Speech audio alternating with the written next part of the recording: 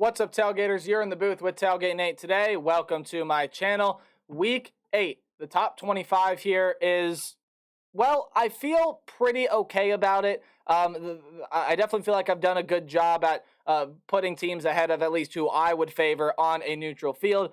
But I don't feel great considering what we're going to see in a lot of games moving forward. This is the top 25 that is going to see numerous changes down the stretch. There is no way it is going to end the way I have it right now. But at least from what we've seen, I believe I have my top 25 teams in the nation. We're going to dive on into it here in just a little bit. Before we do that, though, I got to tell you that I'm loving the support on the channel. I just want to thank you guys for it. The biggest way to help support me is to hit the subscribe button and ring the bell so you know when videos get uploaded. But guys, there are more ways than that to help me support this channel. You're doing one of them right now by simply watching the video, and you guys can do more by liking, commenting, sharing, really anything else that you guys are willing and or able to do to help me support this channel. It would mean a lot to me. Let's go ahead and dive on into my top 25. But before we do that, you guys know that I like to have my honorable mention list, right? There are 4 teams, my apologies, that were ranked last week that dropped out of my rankings. They are the Kentucky Wildcats. They lost to the Missouri Tigers. Still got some issues to work out, especially the play of Devin Leary. The Kansas Jayhawks just lost to the Oklahoma State Cowboys, who, by the way, are on the honorable mention list. They've beat Kansas State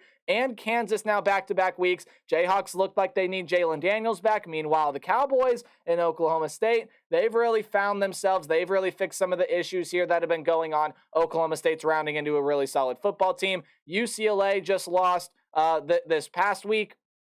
And so it was really, UCLA is team 26 for me, and I'll explain why when I get to 25. I just feel like there are some inconsistency issues that are plaguing Dante Moore and some other parts of this UCLA team. Washington State was also a team that dropped out of my rankings because they got absolutely murdered by the Arizona Wildcats, who I know are a 3-loss team, but man, that's a team that is really, really close to getting into the top 25. They rode UCLA down to the very, very final play of the game. Or not UCLA, USC, my apologies, till the very final play of the game. And still a really solid football team when they're at full strength. Couple ACC teams in here, Clemson and Miami, even though Miami lost last week. Well, those are both 2-loss teams that I think still deserve a shot to be in the top 25. At least they can get there by the end of the season. You got the Florida Gators on here. Some really interesting games coming up for them, but they had a phenomenal job to come out with the win there in Columbia against South Carolina. And then some group of 5 teams here, Wyoming, Fresno State, and Liberty, the Flames being undefeated. Still teams that I could see pushing for a spot in a New Year's Six bowl game as the group of 5 champion. But none of these teams made it into my top 25. We're going to talk about teams that did right now. We're going to start out with 25. I told you guys that UCLA was team 26, and I can't express to you how close it is between James Madison and UCLA. But James Madison just played their most complete game of the season against probably their best test of the season so far in the Georgia Southern Eagles. James Madison, I thought that game was going to be a whole lot closer, and the Dukes absolutely demolished them. It is such a shame that the Dukes cannot compete for a group of 5 spot in the New Year's Six bowl game, and that they can't even compete for a Sun Belt championship because of the FCS to FBS transition rule. I know, very, very dumb rule. I feel really bad if you're a Dukes fan watching this video. But for the James Madison Dukes, this is the team that I really like, and it's about time that they get some praise here. They are in my top 25. You look at Tulane and Air Force here. I believe these are the 2 teams. Again, really sorry, James Madison, but Air Force and Tulane at 23 and 24, these are the 2 teams right now that are your front runners for spots in the group of 5 conversation to get into a New Year's Six bowl game. We're going to start with the Tulane Green Wave because this team is starting to look like every bit of the team that won the group of 5 championship, or I guess was the highest rated team in the group of 5. They got to nod to go play USC in the Cotton Bowl.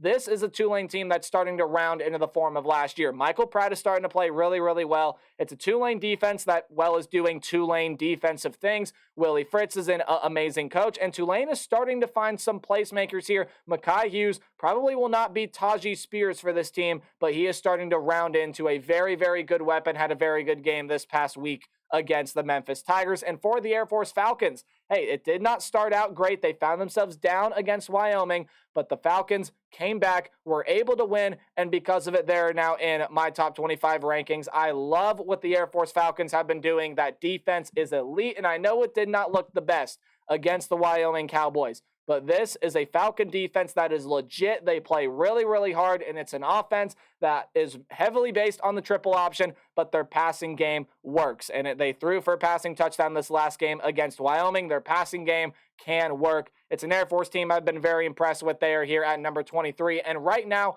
I give them the slight edge over Tulane, not because of the undefeated record. Tulane's only loss was to Ole Miss, and they're a team that's in most people's, including my own, top 15. You'll see where here in a second, but I do give Air Force the slight edge because of their style of play, because of how they execute, and I just think overall they have looked like the better team so far this year. Louisville, however, here is at number 22, and this is a team that, look, I've been very impressed with the way that those three teams below them have played, and I've still been impressed for the most part with what Louisville has done, and that performance last week against Pitt, in my opinion, shouldn't devalue anything that they did against Notre Dame. Now, Notre Dame was tired. They were gassed. I do agree. But that's still a very impressive win considering what Notre Dame just did to USC. For the Louisville Cardinals, this is just a Louisville team that's got to figure out some inconsistency issues of their own. And they had a really, really hard time going on the road to play against Pitt, and I'll tell you why. It was turnovers. Louisville entered that game against Pitt, I believe, +6 in turnover margin. I believe they were either -3 or -4 in turnover margin in the game against Pitt, and you're not going to win a game if you're -3 or -4, especially going on the road. With the Louisville Cardinals, clean up those turnovers. Other than that, I think Jack Plummer, Jawar Jordan, a lot of those defensive players have played really well, but you got to be able to hold on to the football. So turnovers the big thing you want to work on there. And my final team that is new to the poll this week, they've been in one of my polls before this season, I do believe. It's the Iowa Hawkeyes. Now, Iowa still is not scoring points offensively, right? They only scored 15 points. But with the way that this defense is playing, granted, Wisconsin did have Tanner Mordecai get hurt, and there are a lot of things that Wisconsin is still trying to fight through, right? Especially with this more air raid style offense that Wisconsin is going with this season. But for the Iowa Hawkeyes, this is a Hawkeye team that defensively can compete with anyone in the country. Now, with the offense, yeah, that offense has got a ways to go before Iowa can start to climb higher and higher in my rankings. But this is a Hawkeye team that has now asserted themselves atop of the Big Ten West. And barring anything really crazy, if you look at the rest of their schedule, maybe they lose one more game, but 11-1 heavily in the cards for the Hawkeyes moving forward this year. Let's move on now into the top 20. A lot of SEC teams you're going to see here in the ranks, and we're going to start with a team that jumped 4 spots from last week. That's the Missouri Tigers, guys. Going on the road, it did not start out pretty against the Kentucky Wildcats, but you know what? The Tigers really were able to round into form. Brady Cook to Luther Burden is an absolutely lethal combination. It didn't seem like even they had it all fully figured out in the game against Kentucky, but you know what? They were warriors. This is a Missouri team that really started to grow up defensively as well. The offense was there. The defense really has started to round into form, and Missouri, down 14-0 early, were able to come back and beat Kentucky on the road in Lexington by 17. And I am sorry, Tiger fans. I know I doubted you in the preseason. Hey, hopefully there are no hard feelings. I love what this Missouri Tiger team is made of right now. Luther Burden is a star. Brady Cook, a very underrated quarterback. And it's a Missouri Tiger defense that, albeit still has some questions, is starting to round into form. So they're at 4 spots to number 20. Tennessee is here at number 19, and I still really like the Vols as a program as well. This is a team that has a tough test coming up against the Alabama Crimson Tide. But this is a Tennessee team that, look, you got a quarterback with one of, if not the biggest arms in the entire country in Joe Milton. Still a lot of very good weapons, starting out with Squirrel White. I know Brew McCoy is hurt right now, and I'm uncertain if they're going to be able to get him back this season. We hope so, but I don't know if it seems likely. And this is the Tennessee defense that is better from last year, but that's also the problem. The Tennessee defense has still got some room to grow, and, well, this is an offense that definitely can put up points and beat Alabama much like it did last season. However, the Tennessee defense going to need to step up, make a couple plays here, especially with the rest of their schedule. You still got to play Georgia and Missouri still on that schedule as well, and you've already suffered a loss to Florida, so there is no room for error here in the SEC. Duke is down 1 spot to 18. Now, I'm not downplaying what Duke did against NC State. There are just a couple teams I've started to like a little bit better than the Duke Blue Devils, and not having Riley Leonard definitely is affecting this ranking a little bit. However, that freshman sophomore that came in place of Riley Leonard played really well. And this is a Duke team with a lot of very good offensive weapons. But to me, the story of the season so far has been what this Duke defense has been able to do. And if you haven't watched Blue Devil football yet, I don't know how you haven't. First off, they've had some really, really big games this year. The opening weekend win on Labor Day. There was no other football to watch. You better have been watching that one against Clemson, the thriller against Notre Dame, and then they just throttled NC State last week. So this is the Duke defense, especially in the defensive front seven, that is really, really good. That's been the story of the season so far for Mike Elko and company, and it's keeping Duke firmly in the top 20. Couple interesting games coming up here, including one against Florida State this week. That one should be a lot of fun. However, there are just two teams that, well, were below Duke, and now Duke is...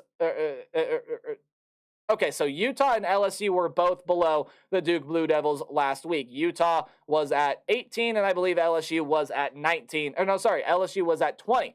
But with the LSU Tigers, I really, really saw, much like the Missouri Tigers, I really saw that defense grow up this past week. I was very impressed with the way that LSU's defense was able to work and be able to stifle. Now, again, Auburn does not really have a great offense, but even just in watching that game, LSU definitely did improve some things defensively and offensively. This is the team that is still clicking on all cylinders. Jaden Daniels, this group of wide receivers are electric, are amazing. They're going to continue to perform up to really high stakes. But LSU's got some tough games coming up. Hey, you have a game against Ole Miss, still in the cards. You have a game against Alabama, that's still on the schedule. Even the game against Texas A&M, with how good that defensive front is of the Aggies, definitely should be a concern for the LSU Tigers.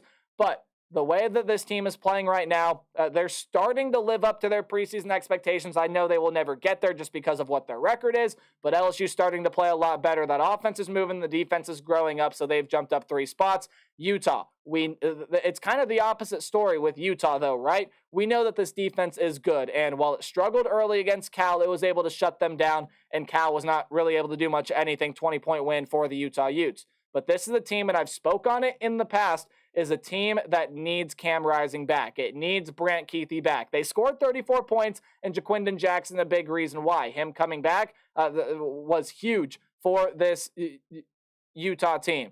But you need to be able to have weapons like Cam Rising, like Brant Kuithe. You need to be able to have those guys, especially with some of the games that Utah is playing here in the back half of their schedule. Look, guys, you got USC coming up this week. Oregon is still on the schedule for the Utah Utes. I do not believe you end up playing the Washington Huskies, but this is a Utah team that cannot ask for Cam Rising to come back any sooner, and I know the injury more severe than what people thought, but they need him back. Utah's got a lot of big games, but again, they did look good. I've been really impressed with the way that Nate Johnson and some of these other quarterbacks have been able to play and have been able to perform. Utah's still in a really good spot. They got a big one coming up against the team that I have right above them at 15 in the USC Trojans. Now, let me explain this because there are a lot of people that may get upset and say, well, USC doesn't even deserve to be in the top 20, much less the top 15.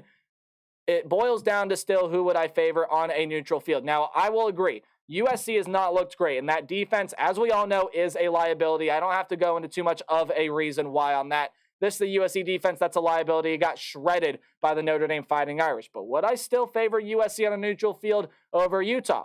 I would against Duke. Absolutely. Against LSU, well, that's a defense that's not great either, and I think USC's defense is better. Absolutely. So it's a USC team that I still feel like I would favor more, which is why they didn't drop farther. But boy, that defense is such a liability, and that offense, I don't expect them to have a performance like they did last week in South Bend against Notre Dame, but they've got to get a lot cleaned up as well, especially Caleb Williams being able to read the defense a little bit better. But you have to give credit where credit is due. This Notre Dame team played really, really well, with it being their 4th straight primetime game against an undefeated ranked opponent. Every single team that Notre Dame has played over the past 4 weeks has been unbeaten when they have gone and played the Notre Dame Fighting Irish. So that's another thing to keep in mind. This is a Notre Dame team that played well. They didn't have to do too much offensively because the defense was able to do so much for them. They forced Caleb Williams into getting 3 picks, and I do mean forced. They were not turnovers by any means. They were takeaways. Notre Dame took the football away. Xavier Watts had himself a game. Audric Estime looked good, even though Sam Hartman only had, I believe, somewhere around 150 passing yards. He still looked good. It's a Notre Dame team that if they didn't lose that game to Louisville, we're talking about a top 10 team. We're talking about a sneaky college football playoff contender. But the way it stands right now, really love still this Notre Dame Fighting Irish team there at 14. And I still like the Ole Miss Rebels too. Even though they didn't move, they're staying here at 13. I still like the way that Ole Miss has played so far this year. Now, there are still some big tests on the schedule, including a pretty sneaky one coming up this week when you have to go on the road to play Auburn. But LSU is still on the schedule. And then you have the best team, or I should say one of the best teams in football in the Georgia Bulldogs. We'll talk about them when we get there because there is news surrounding Brock Bowers. If you haven't heard, I'll update you on that. Also, if you haven't watched my weekly takeaway video, I mentioned it in there. But the Ole Miss Rebels are still a team with a lot of tough games coming up. Hey, that one loss is only to Alabama. You can still play yourself in. Now, you are going to need help to make the SEC championship game. But if everything goes right, who knows? Maybe Ole Miss plays their way into the college football playoff conversation. They're definitely still in it. A lot of tough games coming up, though, and you have to survive this road test against the Auburn Tigers. We'll move on now to the Oregon State Beavers, who just, wow. I mean, wow. Very impressed with the way that Oregon State has been able to play as of late, especially when you consider what the UCLA Bruins are made of. It's a very, very physical defensive team in UCLA, but Oregon State was also able to handle the freshman quarterback Dante Moore, really able to play UCLA into whatever they wanted really UCLA to do. Oregon State got it, and this is an Oregon State offense led by DJU, Damian Martinez, Deshaun Fenwick, that I have been impressed with for a long time, and it is really starting to show up, and it's really starting to play well. Oregon State, I think, definitely still a tier below the two teams that we saw play in Seattle, and you'll see where they're ranked here in just a little bit. But man, is Oregon State kind of really in that weird middle spot, because I do think they are above USC in terms of Pac-12 contention, but maybe a little bit below what Washington and Oregon have done. Regardless, Oregon State's a good football team. If you haven't been paying attention, watch out for the Beavers this year. They can cause chaos. Oregon and Washington are their final two games of this season. They can cause chaos. Alabama is down one spot out of my top 10 to number 11. Still really like the way that the Alabama Crimson Tide have played throughout most part this year.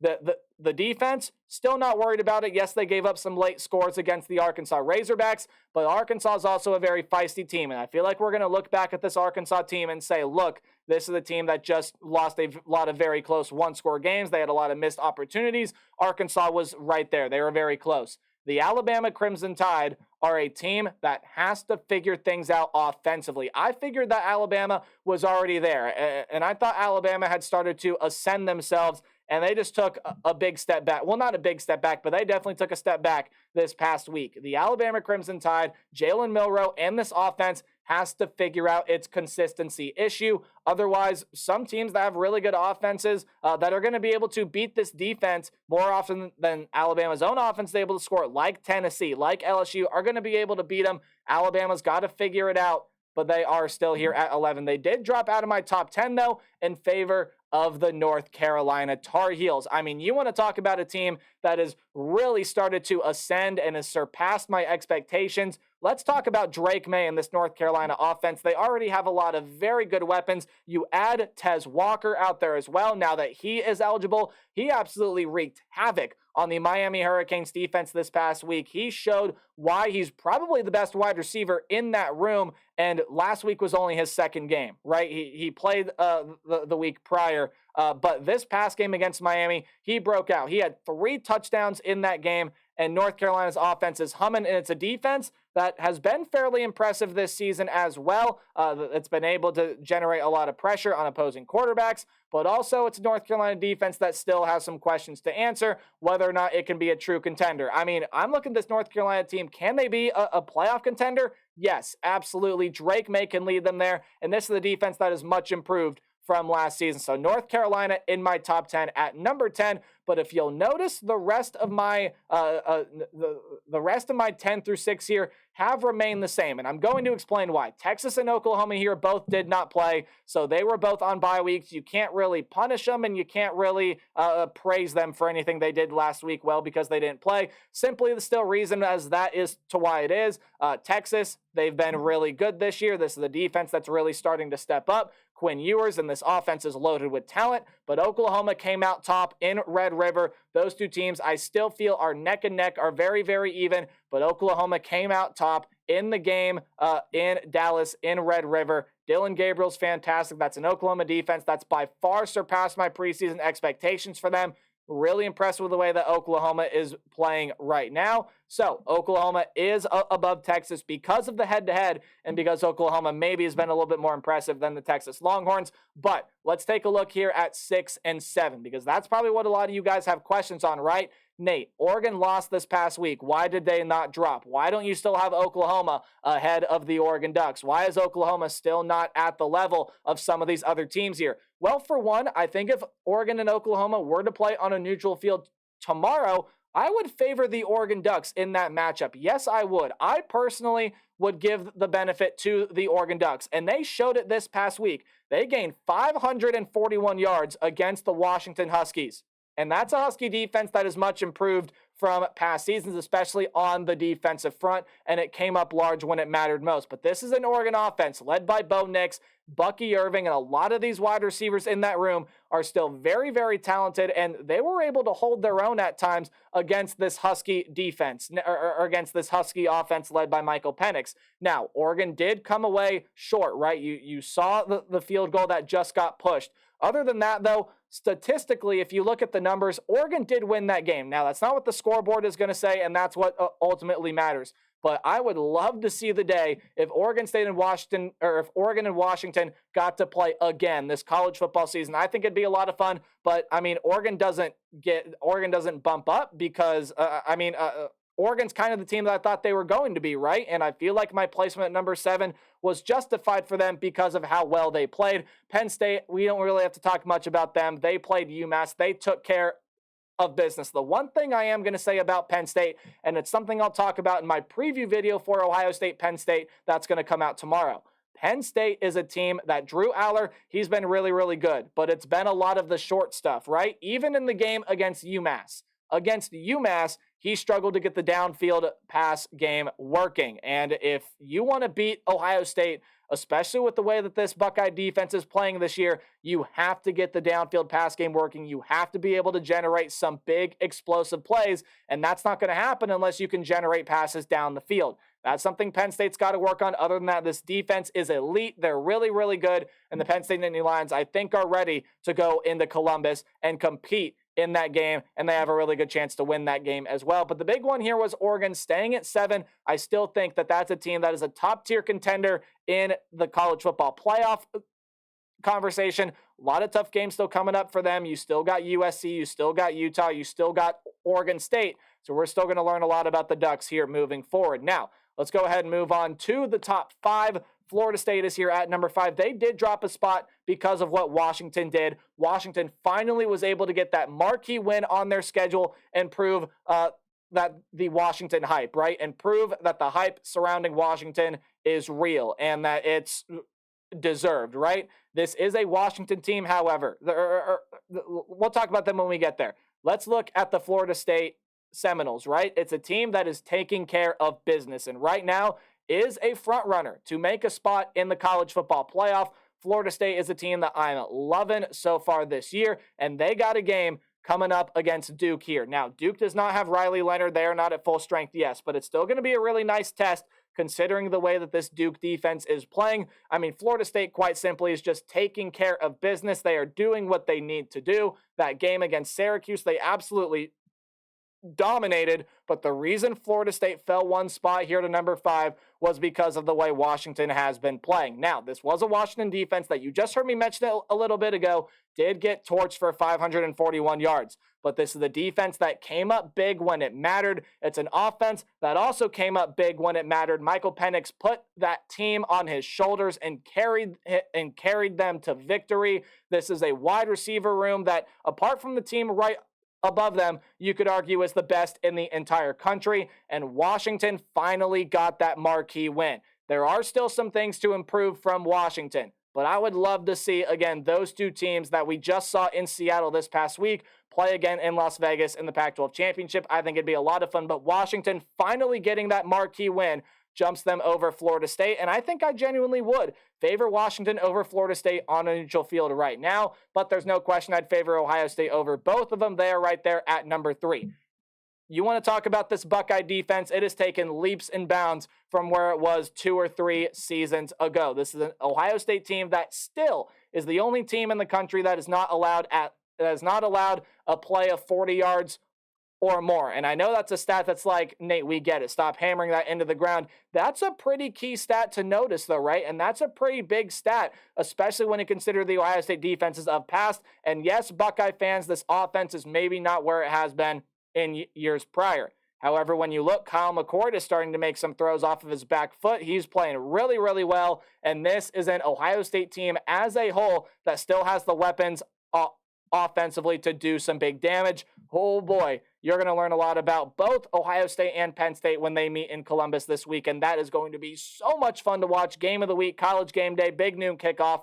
It's going to be a lot of fun. Now let's talk about the top 2 teams in the nation, still kind of in a league of their own. However, Georgia did drop a spot here to number 2. Now, part of that has to deal with the Brock Bowers injury, yes, but I also feel like Michigan as a whole has just looked like the more complete team right now. Now, that offensive line has started to show signs of struggling. However, I will give credit to the Indiana pass rush. They were able to get through and provide some really, really nice pressure to J.J. McCarthy and company, right? But this is an offense with Michigan that I've been very impressed with. The defense is stout, and Indiana, I believe, scored the first points of that game. Yeah, 52 unanswered points since then. Michigan, to me, has looked like the most dominant team in the country, and it's not really their fault they haven't been tested yet. They probably won't even be tested this week when you go on the road to play Michigan State. Now, who knows? It's a rivalry game. Crazy things can happen. But Michigan probably won't really be tested until they have that last 3-game stretch between Penn State, Maryland, and Ohio State to close out the season.